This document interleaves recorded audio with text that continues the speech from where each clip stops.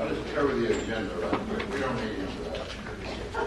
Item number one is the employee of the month. That is Rose Lopez, who I wish you all could know Rose. She's a great lady, but she's in training this week in our court, and so couldn't be here tonight. Not her choice, she just could not be here. But because of the summer schedule, we had to kind of announce this because actually it throws us off. First meeting in August, we have to announce the August employee, and then I guess the second meeting in August, we have to announce the September. So there's not room for Rose in August. So, kind of announce that she's not here. And then item number two is the presentation of the English Budget Presentation Award. Today, Nina did absolutely nothing to deserve it. You didn't expect these now. And you're lucky here. Two accepted the vote, you're lucky here that should have a lot to do with this. Credit to the staff to begin with, but I guess Diane and Ed will be here and Jack will be here. No credit at all goes to you. They're probably saying that, but anyway, but it is a nice award for the finance department. Item number three is the resolution related to the high-speed rail that we talked about several times. I don't know if there may be someone here from the consulting group tonight, but there's really nothing unless y'all want to talk about it. It's more than nothing else to talk about. It's pretty straightforward. Item number four is acceptance, not approval of, acceptance of Capital Improvements Advisory Committee semi-annual report that the committee approved at their last meeting, and Loretta will address all three of these, but there's really not much to talk about in that regard. Item number six is ordinance 1998, that's the minimum housing code. We have talked with you about, very straightforward. I think Mike did a really good job of summarizing in the CCC exactly what the points are, and it is simply giving us that menu and that determination that we will not have to cease operations, that we can use any or all of those menu items. So questions about that, concerns?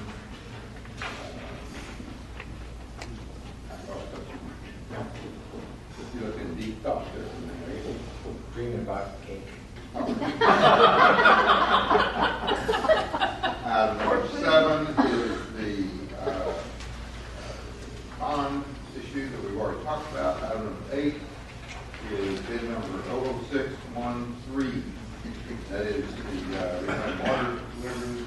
Christian will talk about that very briefly. We went out to bid and received 3 bids from very qualified contractors. The qualified contractors bid.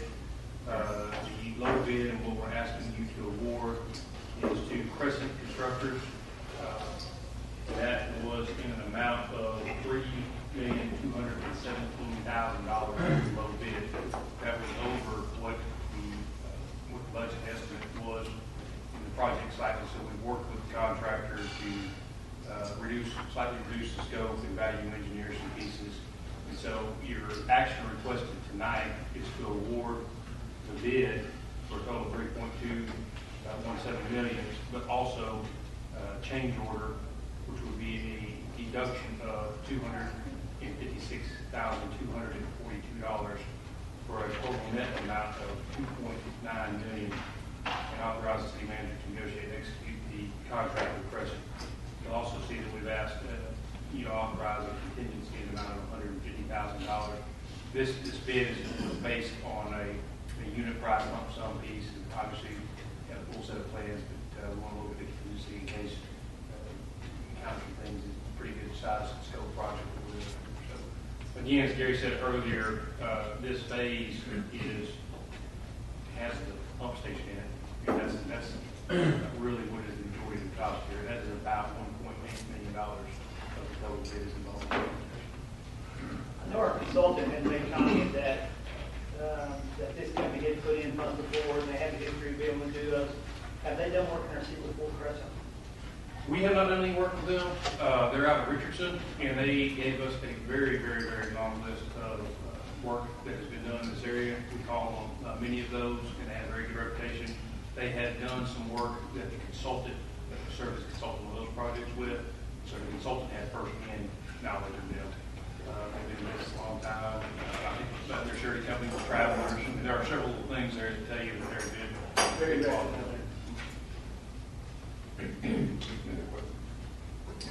All right, item number 9 is the base plant out at Midway at Bear Creek Parkway for 4 weeks. The base plant that will allow for concrete for the roads out there. Shows you where it is. There's no, obviously you don't have to do it, but there's not a, it's just an axe plant, temporary axe plant. I know they really raised up, I guess, that whole, I guess, the north side project, that, looks like they raised it about 4 feet to get out of the floodplain. Where I go. Me too. Might be closer to 5 or 6 feet. Yeah, it's really tall. Wow. Was that part of it in the floodplain? I knew the north side was in the floodplain, but. North side is. West, yes, sir. Item number 10 is for car wash site modification. Car wash renovation. That's very, very briefly. Yes, sir. They've changed the orientation of the car wash circulation from what they had done originally. You're now going counterclockwise and coming at it from the rear. When they did that change, they had removed the vacuums previously. Having established the new circulation and it's working well for them, they want to reintroduce the vacuums to that. They were actually in the rear, side by side, north and south. This time, they've got them positioned in such a way, east to west, so that there's 2 stations that if you're pulling into the site, you'll pull into 4 vacuums and then pull back out and then continue your counterclockwise motion to go through the car wash. They're going to cover that vacuum area with a canopy.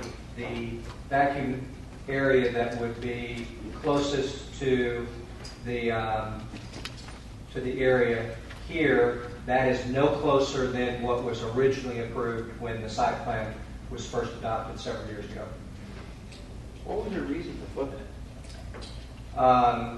When the Dairy Queen opened and they opened up the mutual access between here, there was queuing that was conflicting with the folks that were going to Dairy Queen, and it was affecting their business, so they decided to go ahead and reverse it, and it's actually working far better from an operations standpoint. In fact, they said during the P&Z meeting they wish they had proposed that to begin with. They haven't had any complaints from any of the neighbors behind it. No, ma'am. In fact, it's actually First, we made. did this years ago, a lot of the neighbors complained. They did. I think it's actually quieter when you go through this. It doesn't seem like it's noisy when you go in through the back. Question 1. Item number 11 is a tech grooming shop at 801 East Twin Cities. In that little strip center, you've got the dry cleaners on one end and Edward Jones. They would go in there. It would be by appointment only. She's a single proprietor. Groom your dog. She'll have a little bit of retail activity in there. Pretty straightforward. The SUV for this particular is really to control that there's no overnight boarding of the animals. Is that near the dog park? Yes, that's part of the reason why she believes there'll be a market there with the apartments and the dog park. Right, okay.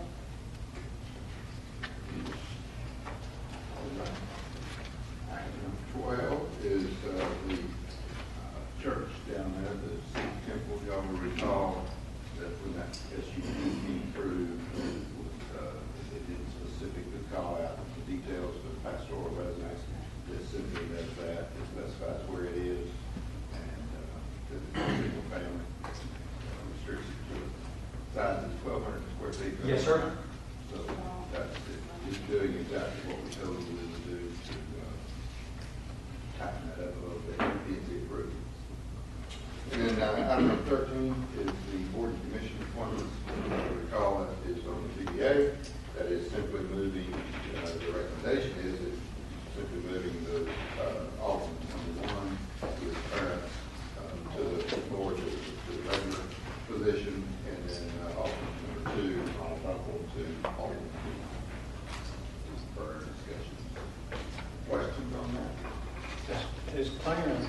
been to all the meetings, General? Clarence is very faithful in his attendance. Is he, I've known Clarence for a long time. Is he pretty straightforward? Clarence is very straightforward. It's, Clarence, if I was on a jury, I would not want Clarence. I mean, if I was being tried, I wouldn't want Clarence on the jury. Clarence is tough, but he is fair, he is honest, he is engaged, he is thrilled to death to be there. He's been an accident about Clarence. Good guy. All right, then.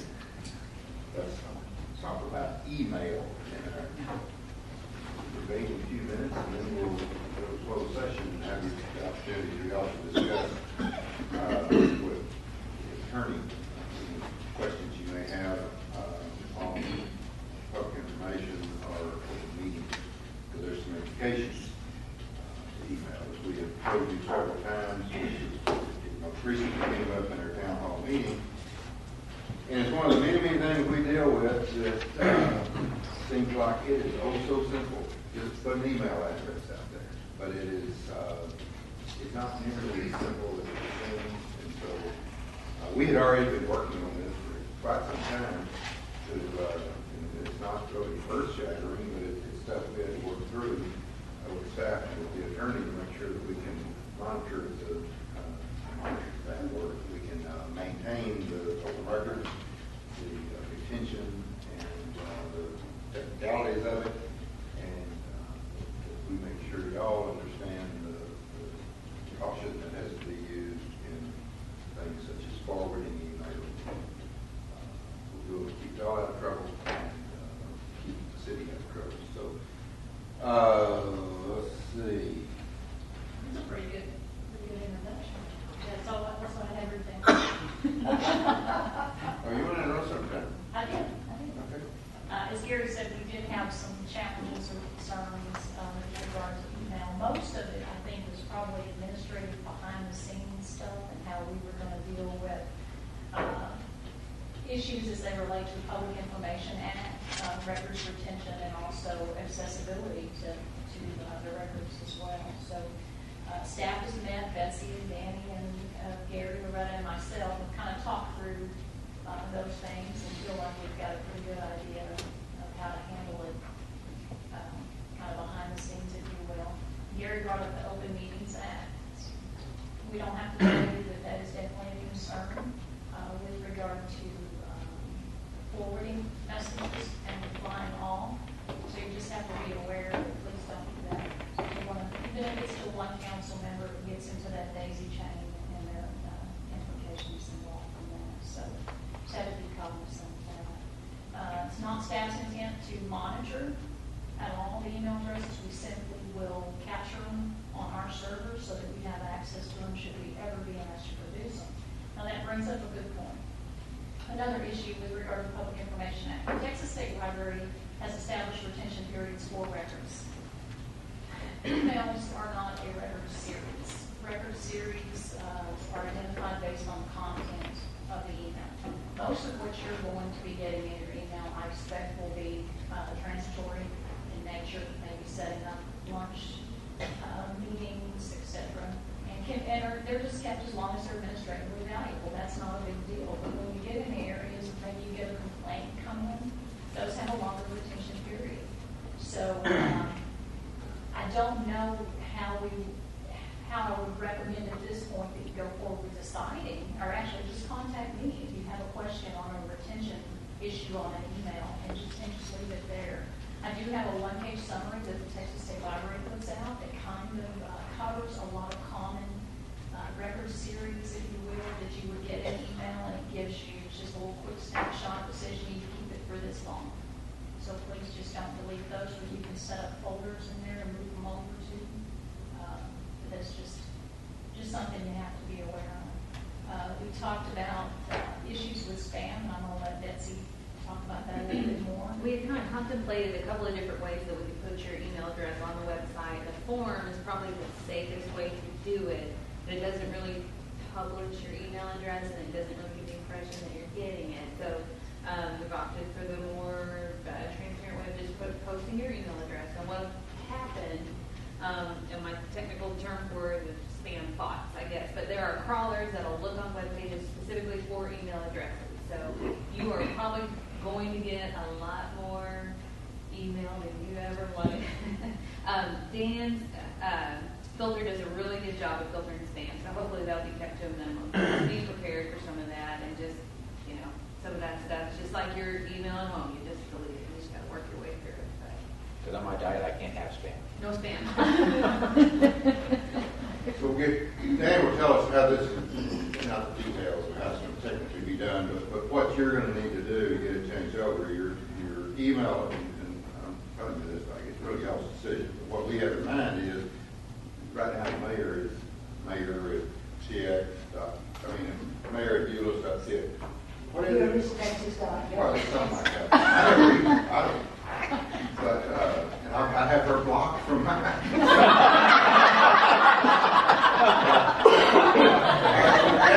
Would be, much like the mayor, that you have place one in EulessCX.gov.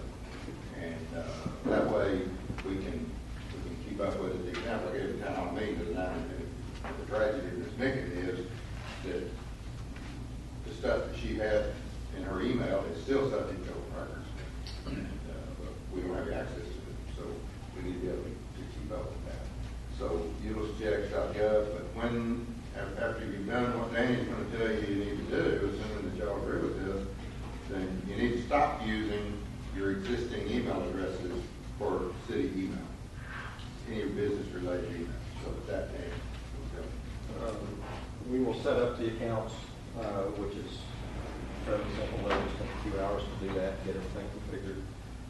And then we would have y'all come in one at a time, hopefully, so that we can help you set up your tablet, your laptop, your smartphones, get those accounts set up on there. And then once everybody is set up, then we could, at that point, look at publishing those emails, changing the business cards, whatever had to be done to get those email addresses out to the public. Pretty straightforward. Okay. Generally okay with everybody? It's, and again, there's kind of this is pretty simple terms, but there's lots of stuff we need to be thinking about on that. It is, and we'll get into some of the more details with Wayne in a little bit, but the open records request, I think we may hear that the request that comes to you by email is not really it's not an official open record request, but I'm going to encourage you to treat it like one and be able to safe side and send it in. And our staff, anybody that gets a written request for records, we're train them to take it very seriously. In some departments, such as the police department, they handle them routine. Fire department handles them a little less routinely as PD, but because they don't get volume. But still, it is routine. If they're wanting a fire run report or most commonly with the police department, accident reports. So Kim never really even gets involved in those. But if it comes to, Carolyn Marshall and HR, then what her instruction is immediately send it to the city secretary's office because the clock gets running on getting those things out the door. And so we're going to encourage you to do that so we can adequately serve our citizens. We try to go over and above what is required in our efforts to meet those. So if you get a complaint against one of our employees, obviously I'd like to know about that rather quickly. And to keep us informed on what's out there. Obviously, this is going on now as you're in your private, or it's not private, but your own. So we just like to kind of get in the loop on that particular. That's what I've always said. Anytime I met very few, but I would get one, I would immediately copy you and Kim, and then in response, I had to copy you guys so we would have it in the city servers. The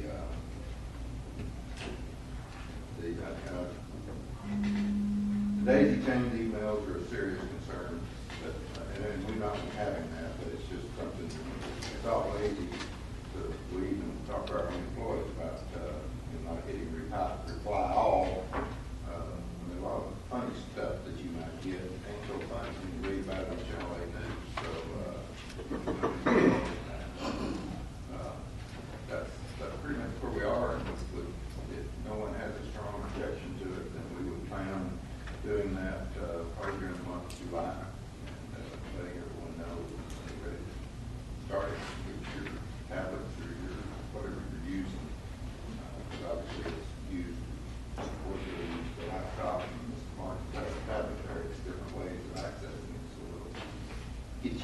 speed on that?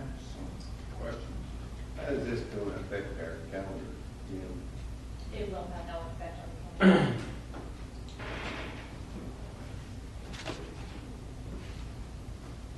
And then the other thing related to that, and this is closely related, is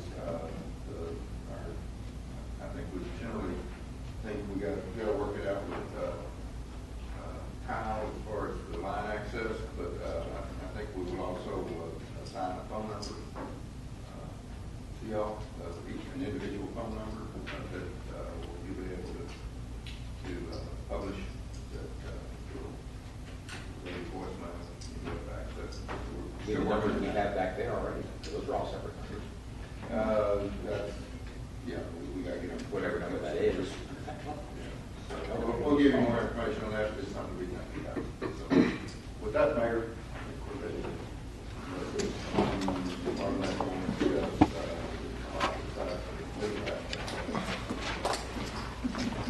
We're going to go in.